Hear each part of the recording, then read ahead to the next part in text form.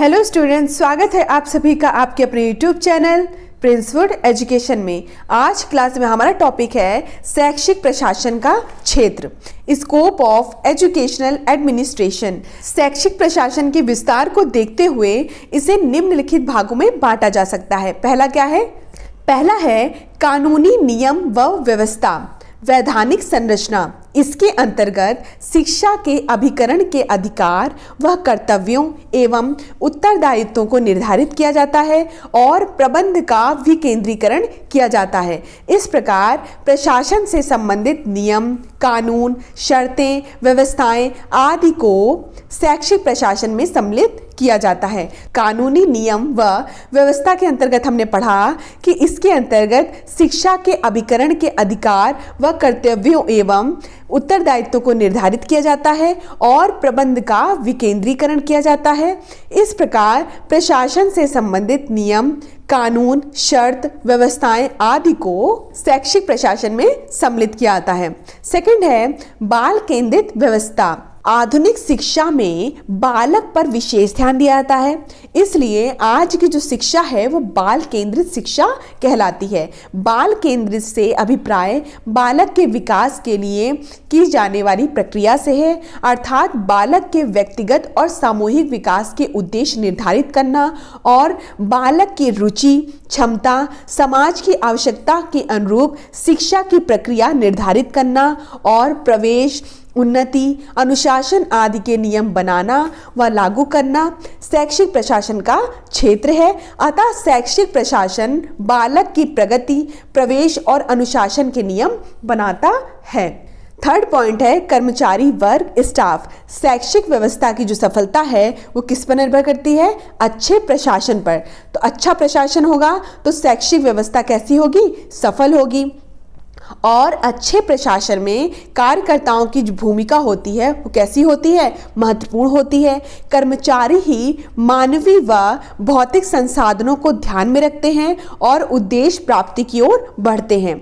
इसलिए योग्य कर्मचारी की नियुक्ति, सेवा शर्तों का निर्धारण, प्रशिक्षण की व्यवस्था, वेतन, कल्याणकारी योजनाएं, सेवा मुक्ति संबंधी लाभ उत्पादन को बढ़ाने हेतु अतिरिक्त बोनस देना आदि की व्यवस्था आवश्यक होती है। तभी शैक्षिक प्रशासन अच्छा शासन प्रदान कर सकता है। तो कर्मचारी वर्ग के अंतर्गत हमने क्या पढ़ा कि जो शैक्षिक व्यवस्था है उसकी सफलता अच्छे प्रशासन पर निर्भर करती है और अच्छे प्रशासन में कार्यकर्ताओं की जो भूमिका होती है वह महत्वपूर्ण होती है।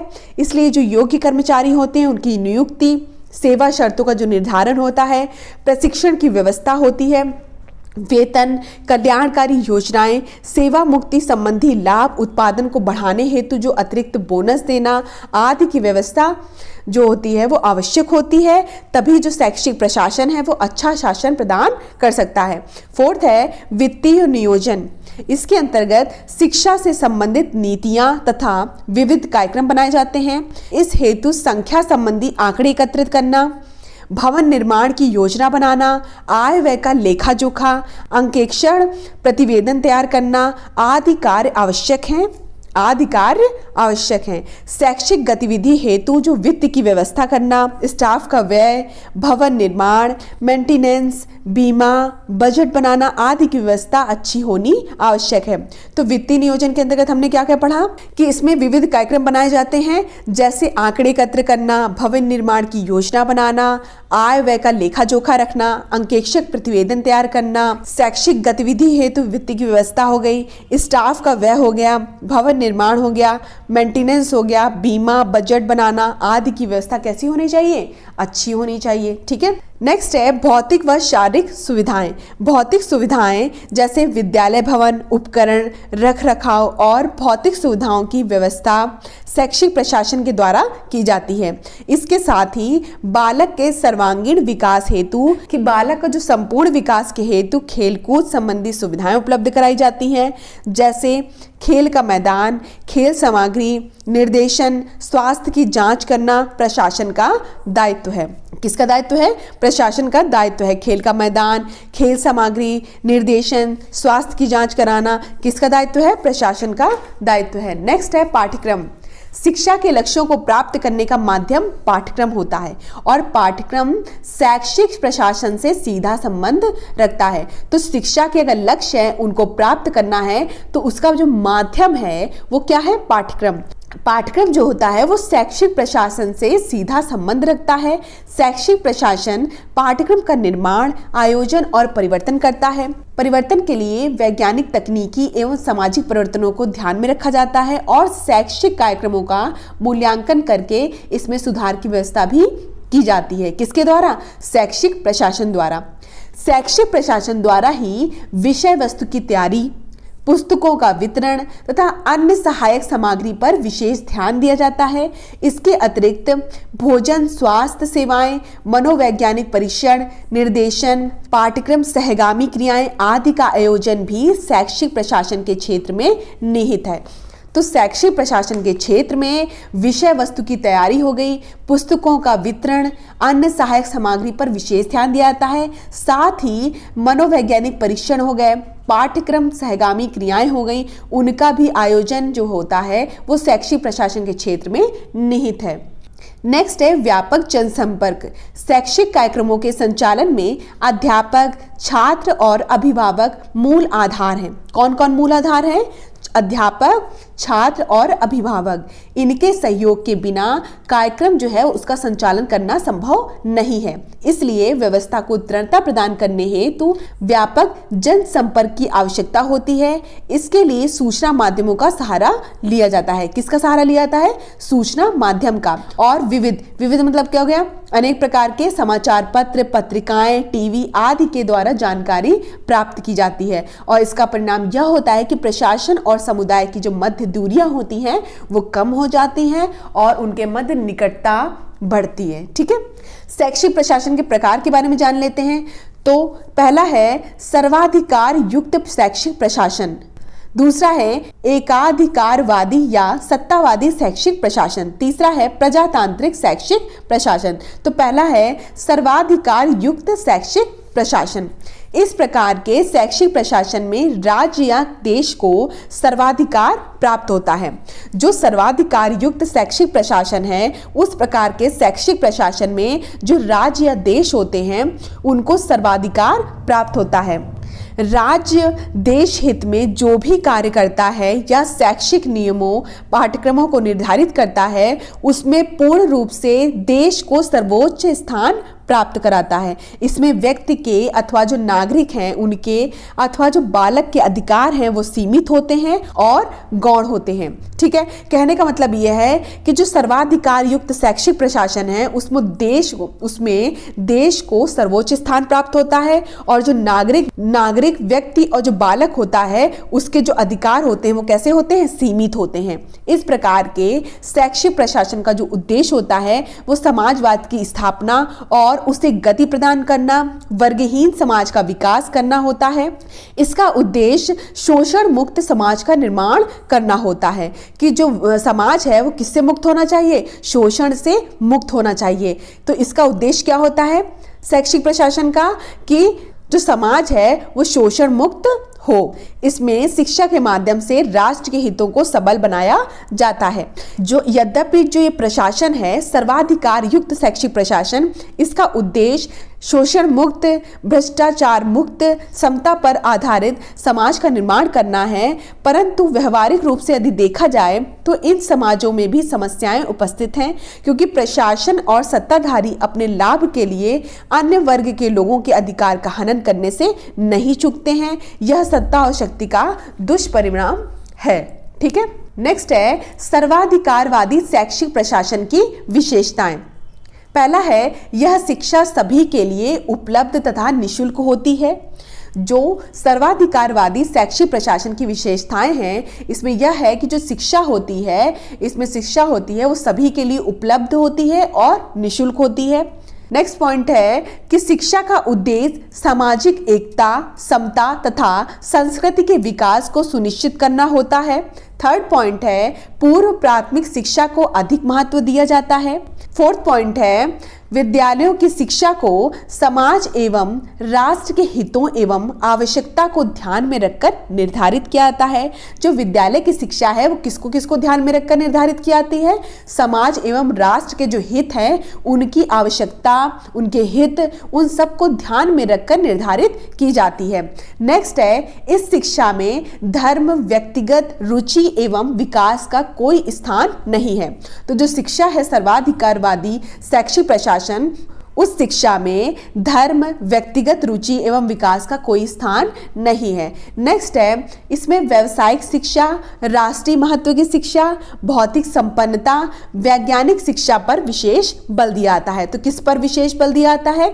व्यावसायिक शिक्षा, राष्ट्रीय महत्व की शिक्षा, भौतिक संपन्नता, वैज्ञानिक शिक्षा पर विशेष बल दिया जाता है। तो सर्वाधिकारवादी शैक्षिक प्रशासन की विशेषताओं में हमने पढ़ा कि जो शिक्षा है वो सभी के लिए उपलब्ध होती है और निःशुल्क होती है। जो शिक्षा का उद्देश्य है वो सामाजिक एकता, समता, संस्कृति के विकास को सुनिश्चित करना होता है। पूर्व प्राथमिक शिक्षा को इसमें अधिक महत्व दिया जाता है।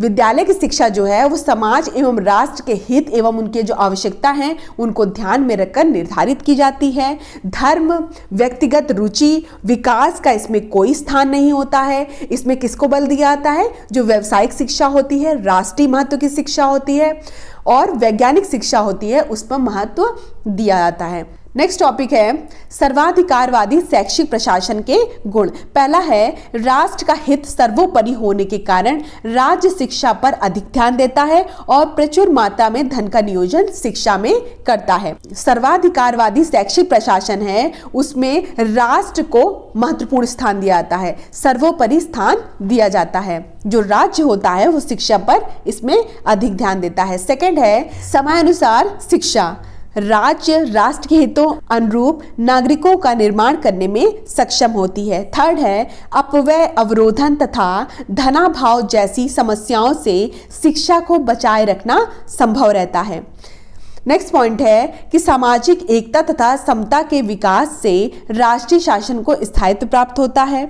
नेक्स्ट पॉइंट है छात्रों में राष्ट्रीय भावना का विकास होता है तथा वे स्वयं को समाज तथा देश हित में समर्पित रखते हैं। नेक्स्ट टॉपिक है सर्वाधिकारवादी शैक्षिक प्रशासन की हानियां। पहला पॉइंट है बालक एवं राष्ट्र का एकांगी मतलब क्या हुआ? केवल भौतिक विकास ही हो पाता है। जो सर्वाधिकारवादी शैक्षिक प्रशासन है उसमें हानियों में मुख्य रूप से ये है कि बालक एवं राष्ट्र का केवल भौतिक विकास ही हो पाता है। सेकंड है बालक के स्वतंत्र व्यक्तित्व का विकास नहीं हो पाता है। यदि तंत्र में उपयुक्त लक्षणों के प्रति निष्ठा का अभाव हो तो समाज में असंतोष और विद्रोह पनपता है। तो इस कहने का मतलब ये है कि जो बालक का स्वतंत्र व्यक्तित्व है उसका विकास नहीं हो पाता है और एक ही पक्ष पर विकास होता है। कौन सा? भौतिक पक्ष पर।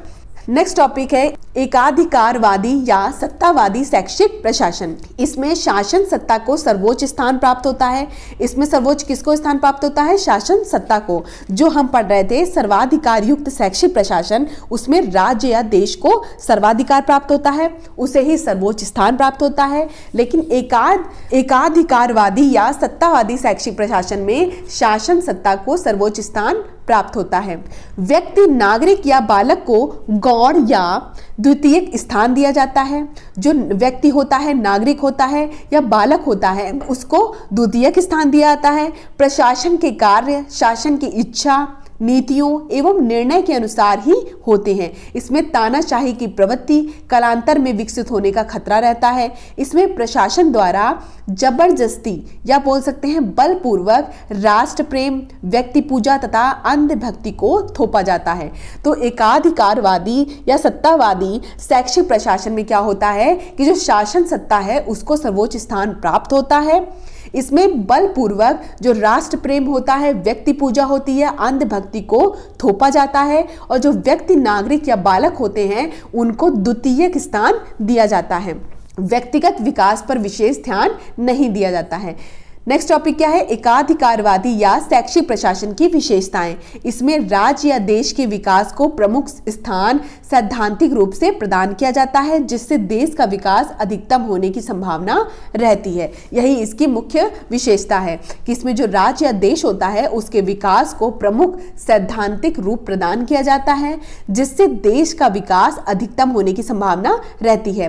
नेक्स्ट टॉपिक है आपका एकाधिकारवादी या सत्तावादी शैक्षिक प्रशासन के दोष। तो पहला है शिक्षा का मशीनीकरण हो जाता है, जिसमें शिक्षकों की नैतिक एवं मानसिक शक्ति का पूर्ण सदुपयोग नहीं हो पाता है। शिक्षकों में कुंठा एवं कार्य के प्रति अनादर का भाव विकसित हो जाता है। सेकंड क्या है?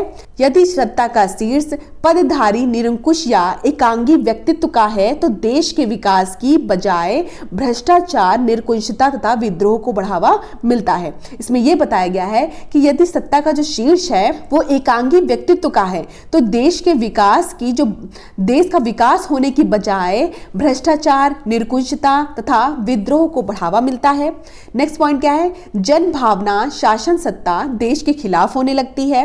नेक्स्ट पॉइंट है शैक्षिक कठोर नियंत्रण के कारण बालक का स्वतंत्र स्वाभाविक सर्वांगीण विकास नहीं हो पाता है। शैक्षिक कठोर नियंत्रण के कारण बालक का स्वतंत्र स्वाभाविक सर्वांगीण विकास नहीं हो पाता है।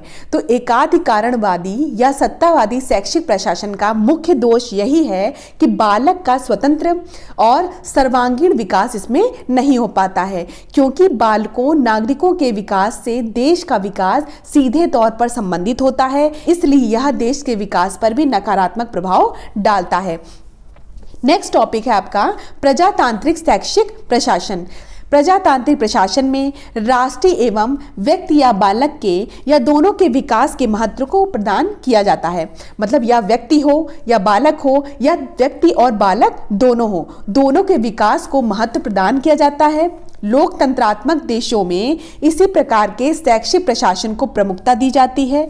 यह प्रशासन व्यक्ति की स्वतंत्रता, धर्मनिरपेक्षता, समाजवाद, मूल्य, आदर्श, परंपरा, विश्व बंधुत्व, सद्भाव, परस्पर प्रेम आदि गुणों के विकास पर जोर देता है। तो जो प्रशासन है प्रजातांत्रिक शैक्षिक प्रशासन, वह व्यक्ति की स्वतंत्रता, धर्मनिरपेक्षता, समाजवाद, मूल्य, आदर्श, परंपरा, विश्व बंधुत्व, सद्भाव, परस्पर प्रेम, इन सभी गुणों के विकास पर जोर देता है। जबकि जो एकाधिकारवादी या सत्तावादी शैक्षिक प्रशासन था उसका मुख्य दोष यही था कि वह बालक की स्वतंत्रता, स्वाभाविक और सर्वांगीण विकास पर जोर नहीं दे रहा था। जबकि जो प्रजातांत्रिक शैक्षिक प्रशासन है वो व्यक्ति की स्वतंत्रता, धर्मनिरपेक्षता, समाजवाद, विश्व बंधुत्व और परस्पर प्रेम आदि गुणों के विकास पर जोर देता है। यह सभी बालकों, व्यक्तियों, नागरिकों को उनकी क्षमता, रुचि, योग्यता के अनुसार विकास करने के अवसर प्रदान करता है।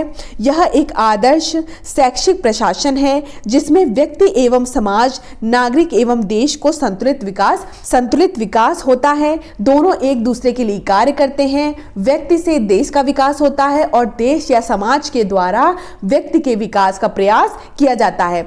मतलब व्यक्ति और देश एक दूसरे पर निर्भर हैं, दोनों ही एक दूसरे के लिए कार्य करते हैं। व्यक्ति से देश का विकास होता है और देश या समाज के द्वारा व्यक्ति के विकास का प्रयास किया जाता है। नेक्स्ट टॉपिक क्या है? प्रजातांत्रिक शैक्षिक प्रशासन की विशेषताएं। शिक्षा सर्वसुलभ एवं जन सामान्य की पहुंच में होनी चाहिए। सेकंड पॉइंट है शिक्षा में स्वतंत्र रूप से सबको अपनी योग्यता, क्षमता को विकसित करने के अवसर मिलते हैं। थर्ड पॉइंट है बालक के व्यक्तिगत विकास को प्रमुखता दी जाती है, जिससे अभिभावक एवं समाज दोनों अपने अपने स्तर से बालक को आगे बढ़ाने के लिए प्रोत्साहित करते हैं। किंतु बालक का स्वाभाविक विकास होता है, न कि जबरन या बलपूर्वक। इसमें बालक की भी इच्छा सर्वोपरि होती है। जो प्रजातांत्रिक शैक्षिक प्रशासन है उसमें बालक की इच्छा को महत्वपूर्ण माना गया है। बालक की इच्छा सर्वोपरि होती है, ऐसा बताया गया है। बालक के जो व्यक्तित्व का विकास है उसको प्रमुखता दी जाती है। इसमें अभिभावक एवं समाज दोनों ही अपने अपने स्तर से बालक को आगे बढ़ाने के लिए प्रोत्साहित करते हैं। तो प्रजातांत्रिक शैक्षिक प्रशासन में बालक को केंद्र में रखा जाता है। बालक को उसकी क्षमता, उसकी योग्यता के अनुसार ही शिक्षा प्रदान की जाती है। मतलब जो बालक है उसको पढ़ाने के लिए, उसको आगे बढ़ाने के लिए अभिभावक और समाज दोनों की महत्वपूर्ण भूमिका होती है। नेक्स्ट पॉइंट है शिक्षा प्रशासन देश, काल, परंपरा, संस्कृति, तत्कालीन आवश्यकता आदि को ध्यान में रखता है। नेक्स्ट पॉइंट क्या है कि यह देश की शासन सत्ता, लोक सत्ता, समाज, व्यक्तिगत विभिन्नता को समान रूप से सम्मान देता है। नेक्स्ट पॉइंट क्या है, यह देश की शासन सत्ता, लोक सत्ता, समाज, व्यक्तिगत विभिन्नता को समान रूप से सम्मान देता है। नेक्स्ट पॉइंट क्या है कि पाठ्यक्रम तथा शिक्षण विधियां लचीली होती हैं, जिन्हें समय समय पर शासन द्वारा देश की आवश्यकता एवं उपयोगिता को ध्यान में रखकर बदला जा सकता है, कि इसे परिवर्तित किया जा सकता है। अगर समय समय पर जरूरत पड़ी तो शासन द्वारा देश की जो आवश्यकता एवं उपयोगिता को ध्यान में रखकर इस जो व्यवस्था है, शिक्षण विधियां या पाठ्यक्रम है, उसको समय समय पर बदला जा सकता है। नेक्स्ट टॉपिक है आपका प्रजातांत्रिक शैक्षिक प्रशासन के लाभ। प्रजातंत्र के अंतर्गत बालक स्वाभाविक रूप से अपने विकास के लिए स्वतंत्र रहता है। फलतः उनका विकास सहज, सरल, समरस एवं समाज के प्राकृतिक वातावरण में धीरे धीरे होता रहता है, जिससे बालक का कोई दबाव या जबरदस्ती का अनुभव नहीं होता है। मतलब बालक को किसी प्रकार के दबाव का अनुभव नहीं होता है, बल्कि वह स्वयं ही धीरे धीरे सामाजिक, राजनैतिक, सांस्कृतिक मान्यताओं, नियमों आदि को अपने जीवन का अंग बना लेता है। इस प्रशासनिक व्यवस्था में देश, समाज, व्यक्ति का समान रूप से विकास होता है। सेकंड है प्रजातांत्रिक शिक्षा सहभागिता, सहयोग, स्वतंत्रता को महत्व देती है, जिससे मानवीय तत्वों को प्रोत्साहन मिलता है और देश तथा जनता में सामंजस्य बना रहता है। दोनों के मध्य मधुर संबंध बने रहते हैं। किसके मध्य? देश और जनता के मध्य मधुर संबंध बने रहते हैं। थर्ड पॉइंट है व्यक्ति के सर्वांगीण विकास। सर्वांगीण विकास में क्या क्या आ जाता है? व्यक्ति का शारीरिक, मानसिक, चारित्रिक, नैतिक और आध्यात्मिक विकास जो होता है उसको प्रमुखता दी जाती है, जिससे मानव का पूर्ण रूप से विकास होता है। तो शिक्षा जो है वो बालक का सर्वांगीण विकास करती है। सर्वांगीण मतलब क्या हुआ? संपूर्ण विकास करती है। शारीरिक तौर से भी, मानसिक, चारित्रिक, नैतिक, आध्यात्मिक तौर से भी विकास करती है। पूर्ण मानव का विकास एक स्वस्थ देश एवं मानवता के लिए आवश्यक है, जिसकी पूर्ति इस शैक्षिक प्रशासन से ही हो सकती है। फोर्थ पॉइंट है सभी की संतुष्टि इसकी प्रमुख विशेषता है। तो प्रजातांत्रिक शैक्षिक प्रशासन का जो प्रमुख लाभ है वो यह है सभी की संतुष्टि। इसलिए स्वतंत्र देश के लिए इससे बेहतर अन्य कोई व्यवस्था नहीं हो सकती। सभी को संतुष्टि के आधार पर शिक्षा प्रदान करना, उसकी योग्यता, उसकी बौद्धिक जो क्षमता है उसके अनुसार उसको शिक्षा मिलनी चाहिए। ठीक है, तो इसलिए कहा गया है कि स्वतंत्र देश के लिए इससे बेहतर अन्य कोई व्यवस्था नहीं हो सकती है। नेक्स्ट टॉपिक है प्रजातांत्रिक शैक्षिक प्रशासन के दोष। पहला है इस प्रशासनिक व्यवस्था में देश के समग्र विकास की दर या गति अपेक्षाकृत मंद होती है। दूसरा है मंद मतलब क्या हुआ? धीरे। दूसरा पॉइंट है शिक्षा में निवेश की अपेक्षा प्रत्यक्ष परिणाम या लाभ कम दिखाई देता है या अधिक समय लगता है। थर्ड है इसमें मानवीय शक्ति या संसाधनों का नियोजित या योजनाबद्ध विकास संभव नहीं है। फोर्थ पॉइंट है क्योंकि बालक तथा अभिभावक अपनी शिक्षा के लिए स्वतंत्र होते हैं, अतः उनका निवेश प्रमुखता लाभ के क्षेत्र में ही अधिक होता है। परिणामतः किसी क्षेत्र का विकास अधिक एवं किसी का कम हो पाता है। इसमें क्या होता है कि किसी क्षेत्र का विकास अधिक हो जाता है और किसी क्षेत्र का विकास कम हो जाता है, क्योंकि बालक तथा अभिभावक जो होते हैं वो अपनी शिक्षा के लिए स्वतंत्र होते हैं। तो ये इसका दोष है कि अगर बालक जो है, अभिभावक हैं, अपनी शिक्षा के लिए स्वतंत्र होंगे तो उनका निवेश प्रमुखता लाभ के क्षेत्र में ही अधिक होगा और इससे क्या होगा? इसके परिणाम क्या होंगे कि किसी क्षेत्र का विकास अधिक हो जाएगा और किसी क्षेत्र का विकास कम हो जाएगा। आज की क्लास में हमने क्या क्या पढ़ा? आज क्लास में हमने शैक्षिक प्रशासन का क्षेत्र पढ़ा, शैक्षिक प्रशासन के प्रकार पढ़े, नेक्स्ट क्लास में हम आगे का टॉपिक करेंगे। बीएड एंड सीटेट की सभी क्लासेस देखने के लिए डिस्क्रिप्शन में लिंक दिया गया है, वहां से जाकर आप देख सकते हैं। पीडीएफ के लिए आप हमारे टेलीग्राम चैनल को ज्वाइन कर सकते हैं, जिसका लिंक भी डिस्क्रिप्शन बॉक्स में दिया गया है। धन्यवाद, मिलते हैं अपनी नेक्स्ट क्लास में।